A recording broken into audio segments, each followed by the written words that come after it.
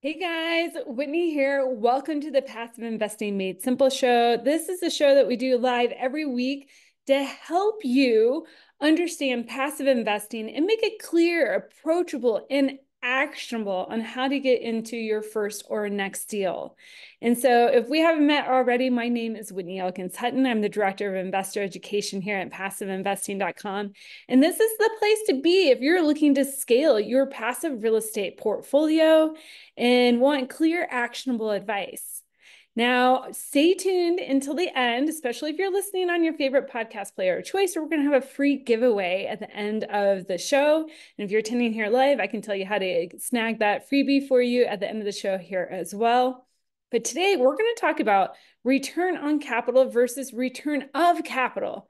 Now, believe it or not, that's just a one-letter difference that can mean the difference between protecting your investment while growing your wealth.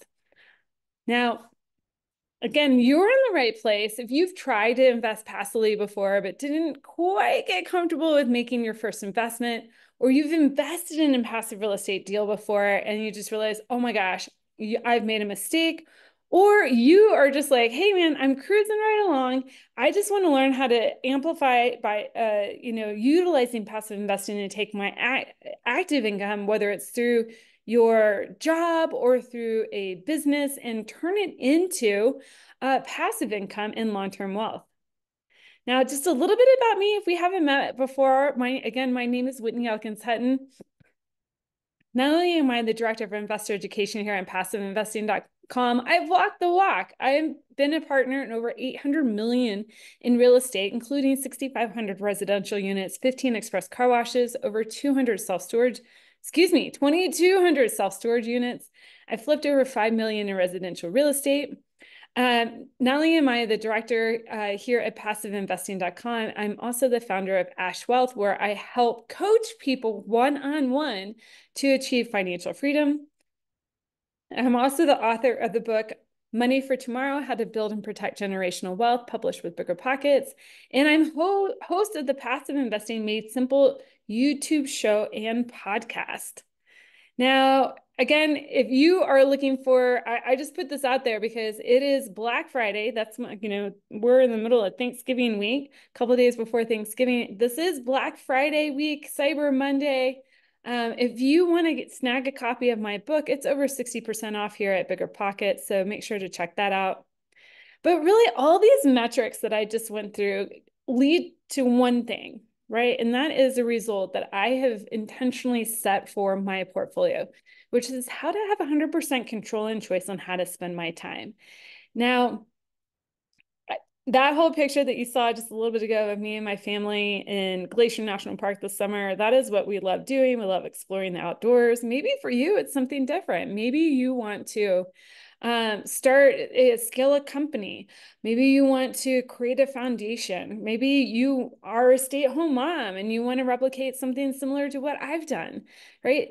That having that freedom of time and choice is going to be individual to every single person, and passive investing can help you do that. And we can actually help you do that here at PassiveInvesting.com with over $360 million lent through our rehab wallet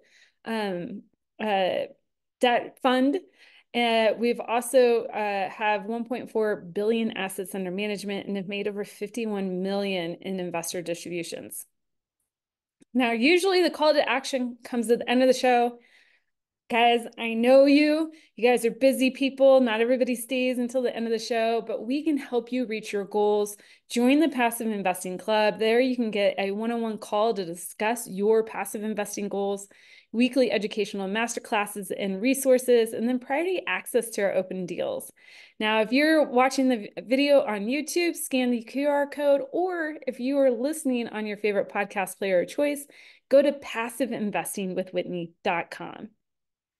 Now, let's dive into today's topic, which is understanding return on capital versus return of capital. Now, most limited partners that I speak to, they don't ask this question. And this question on how is their return calculated, and really there's just a one-letter difference, on and of. Okay, we're either working with an N or an F, and that can really impact your long-term wealth and your investment. Now, here's the thing. There is a case for return on capital. There is a case for return of capital, but there's one that I really prefer better, in this market environment that for most people, it probably bodes well for them to invest in this particular way. But let's kind of, pick this apart a little bit. So when we're defining return on capital versus return of capital, return on capital is essentially your return where earnings are distributed while your principal account balance stays intact. All right. Then return of capital is that any monies that are being generated, you're getting your initial investment repaid. Okay. So your principal balance goes down. And then after a few years, you then start realizing the profit. Okay. But there's some really key differences here when it comes to financial calculations and tax impact. Okay. So again, why does that one letter really matter? Because if you don't understand these two terms, how returns are calculated, either return on capital versus return of capital, it can impact your total return and your taxes. Okay, so we want to understand how to balance growth with risk management and wealth preservation. Now, I penciled out here, if you're looking on YouTube, kind of like a graph to help you understand the difference on returns over 5 years. So let's say we have a $100,000 investment with a 7% preferred return. And the split, let's just keep it easy. The split between the general partner and the limited partner is 70% to the limited partner, 30% to the general partner after that 7% preferred return. Now, after 5 years, you can see on this graph, if you have calculated based on return on capital, technically your return is going to be much higher than it is if you are in a return of capital position. Now, that's just only one piece of the puzzle. Somebody would be like, oh, wow, I'm after returns. Like, why the heck would I not do return on capital investment opposed to return of capital investment?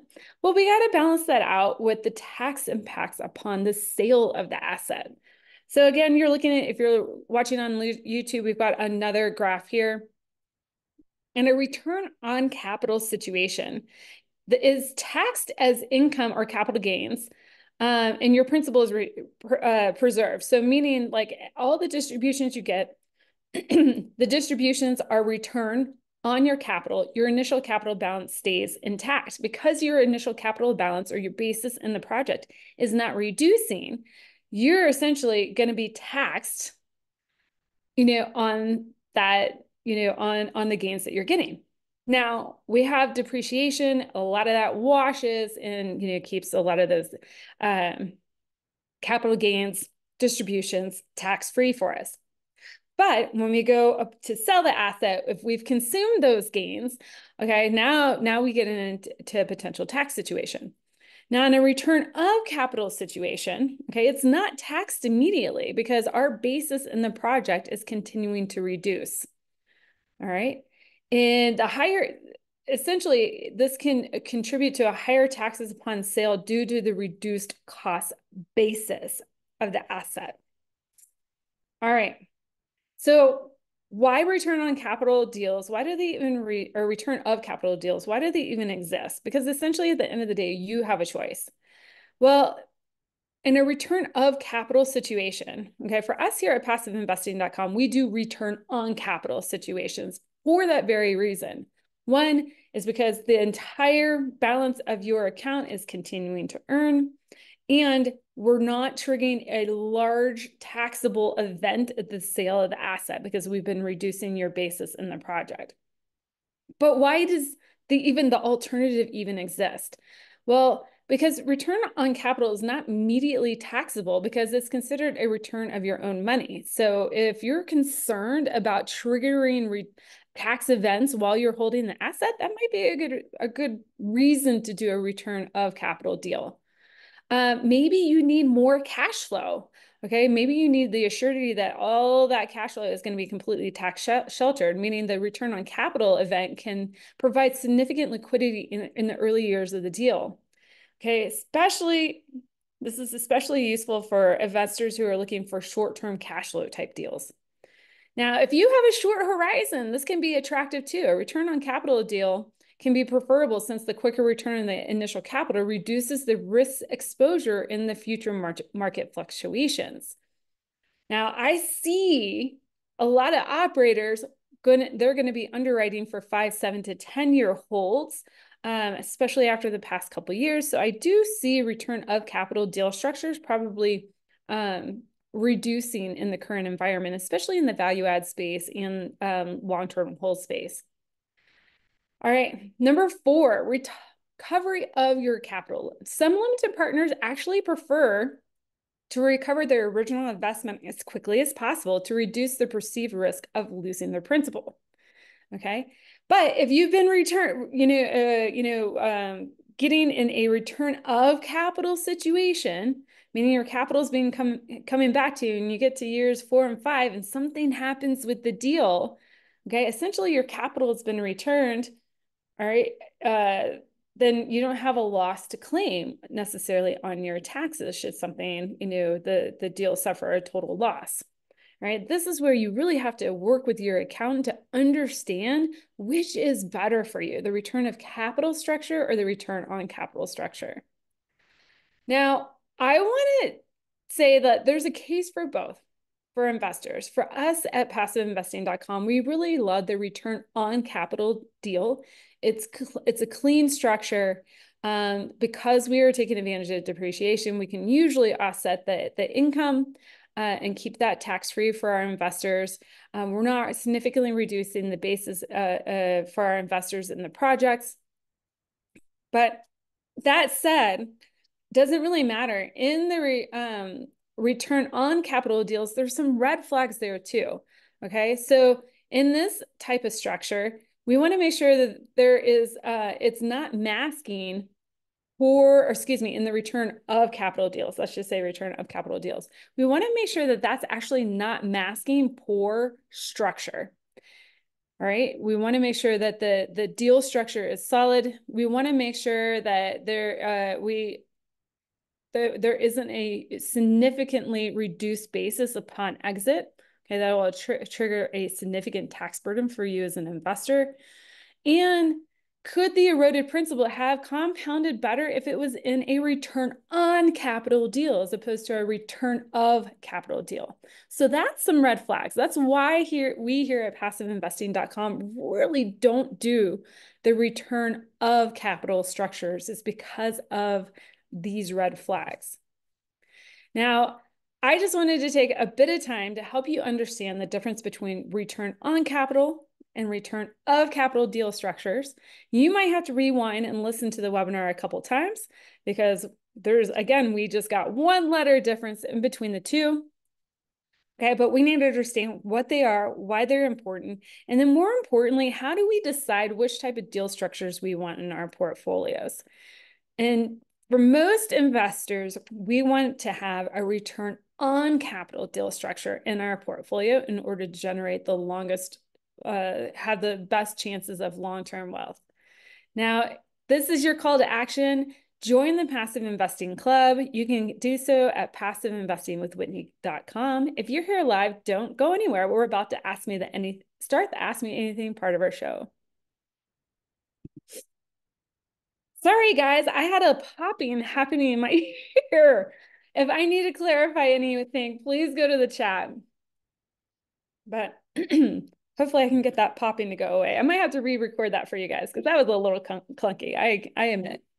But I want to, we got plenty of time for Q&A. What questions did this bring up? Do you guys know what deals are in your portfolio and if they're return on capital versus return of capital? Do you even know that? Go to the chat box. I want to know.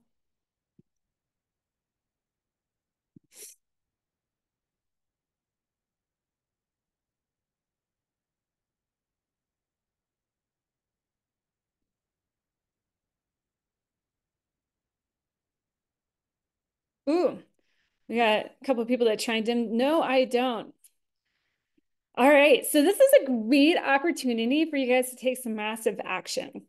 And, this is something that I work with, the investors that I coach one-on-one with their investment thesis is that we actually have a conversation around this. Like, what kind of deal structures do you want in your portfolio? Do you want your basis to be reduced as quickly as possible, recover your capital, just knowing that you're probably going to have a large taxable event at the end? Or are you okay having your principal, maintained in the deal, earning that income off of the deal, the return off of the deal, and then, handling, any tax impacts towards the end, okay? Essentially keeping your basis intact.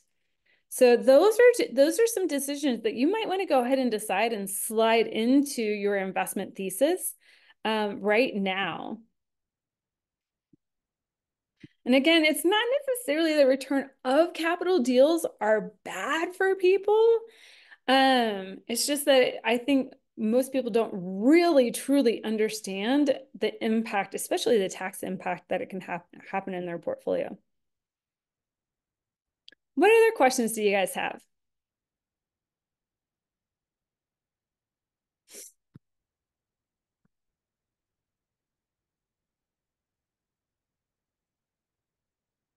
Awesome. Somebody said, I'm going to go through all my documents and find out. Yeah, you can literally, what I suggest to people, that PPM can be a really huge document. Go into the PPM, hit Control F on your keyboard. That'll bring up a find box, and you can just go return of capital or return on capital. You can just do some searches there. That's kind of a quick way to really understand like what's that deal structure and how it would impact you. All right, guys. I know a few of you are still hanging out here live. If you have questions, I'm going to hang out here for a couple more minutes. Would love to answer those for you live. Otherwise, have an amazing Thanksgiving holiday. Hope you get some great time with family and friends. And I got to get rid of this popping in my ear. Woo. On a return of capital deal, are preferred returns percent being accrued at the capital basis being okay. In a return of capital deal, yes. And it can be, the waterfall can happen differently. What usually happens in a return of capital deal is that you're getting, they're trying to get you your principal back as quickly as possible. So essentially your principal is paid back, then the pref accrues. So that's another great thing. You want to make sure if you're in a return of capital deal that the preferred return is cumulative. Okay, not simple pref every single year, but cumulative. So if they're missing the pref annually, it's just going to continue to add on top of each other. And then you want to make sure that you're getting your whatever your split, whether it's the 70% or 80%, 60%, whatever that split is, back end split. And then the partner gets their returns. That's kind of like the best alignment there. We structure our deals to keep it even more simplified than that. We do a return on capital deal. It just actually makes it can make it far more transparent, especially when you're looking at the financials of an asset on a quarterly basis for you to understand just how profitable the asset is and how much money, like when you're getting distributions, you're not because you can be getting 8, 9, 10% distributions on a return of capital deal. But if it's all your principal coming back and none of it is actually a return that's banking, you don't know that. Again, it can really hide a pretty poor deal structure. For us, we just keep it pretty simple. Your capital basis stays intact. You're returning on, getting a return on that capital basis. And then at the end of the project, we kind of settle everything up in the waterfall.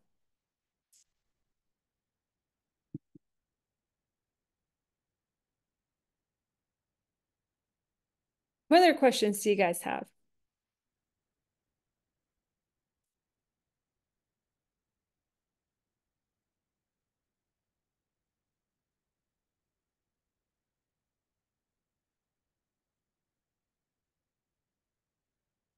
All right. Well, if you guys don't have any other questions, Have a wonderful Thanksgiving. This is an amazing week to spend with family and friends, and we will see you next week as we continue our Passive Investing Made Simple Masterclass. You guys take care.